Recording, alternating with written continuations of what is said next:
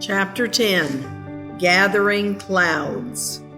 In addition to all of King Hezekiah's spiritual achievements for the kingdom of Judah, he made huge defensive advances in preparation for the war with Assyria, which was undoubtedly coming. All around Jerusalem, other countries were being conquered, and the citizens relocated in permanent exile to other parts of the Assyrian Empire. The northern kingdom of Israel had been non-existent for a few years. Over the next 7 years, the cities of Judah fell one by one. In the face of such military might, King Hezekiah did all he could to protect Jerusalem. He increased the size of the city of David by building a new wall that made the city area about 4 times larger. He constructed another wall outside the first one. He also removed the wall around Solomon's temple, added a new, larger platform, and then built a stronger wall. King Hezekiah's sickness, recovery, and miraculous sign happened somewhat before the crisis with Assyria. Isaiah wrote about these two events in an order that was reversed. The first half of the book of Isaiah relates to the coming Assyrian invasion. From chapter 40 to the end of the book, God, through Isaiah, is preparing his people for the coming Babylonian captivity.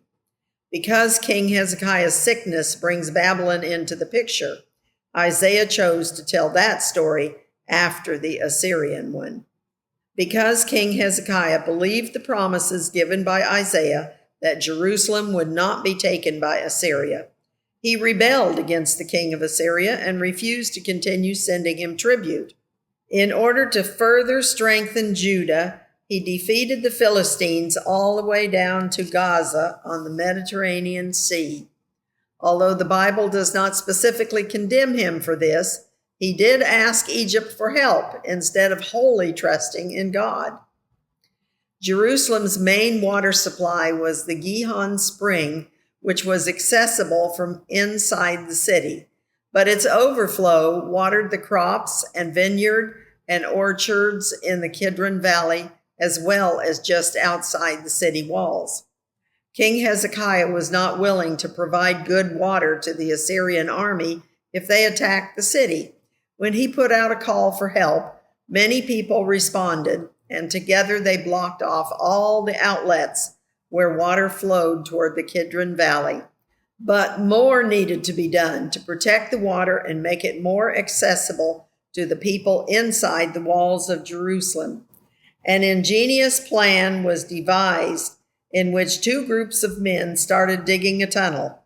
The upper group started from the Gihon Spring.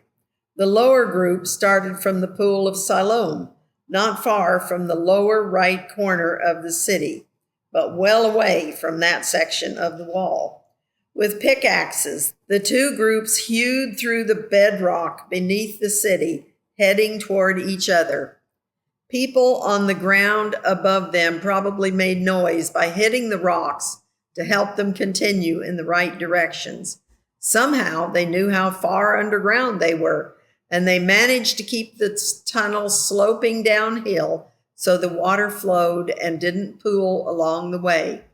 According to the inscription they placed on the wall, when they only had 4 or 5 feet to go, they could hear each other's voices, and they quickly used their pickaxes to break through. From one end of the 1,750-foot tunnel to the other, there was only a difference of 12 inches in the level of the stone floor. It was an amazing engineering feat. King Hezekiah had led the people in preparing armaments for war. He had large numbers of weapons and shields made. He appointed military officers over the people, assembled them before him in the square at the city gate, and gave them an inspirational message. Be strong and courageous. Do not be afraid or discouraged because of the king of Assyria and the vast army with him, for there is a greater power with us than with him. With him is only the arm of flesh, but with us is the Lord our God to help us and to fight our battles. His speech greatly encouraged the people. Because of his faith in God's word, the people had greater faith that what God had promised would actually happen. It had now been 22 years since Samaria was overrun. Meanwhile, the Assyrian army continued attacking one town after another. Finally, they were besieging Lachish, a town only 39 miles southwest of Jerusalem. It was the second most important city in Judah. The two cities could send signals and information to each other from the tops of nearby hills. By now, it was obvious to all who had read the message that Isaiah had years before accurately predicted what would happen to Jerusalem. It was now standing alone like a little hut in the middle of a melon field. All the other towns had been attacked and conquered. In fact, King Sennacherib claimed to have shut King Hezekiah up like a bird in a cage and to have taken lots of captives from Judah that year. If we can believe what he said, he claimed to have taken daughters of the royal household, royal concubines, and male and female musicians. Undoubtedly, many of Judah's bravest soldiers were killed, and probably many others were taken captive.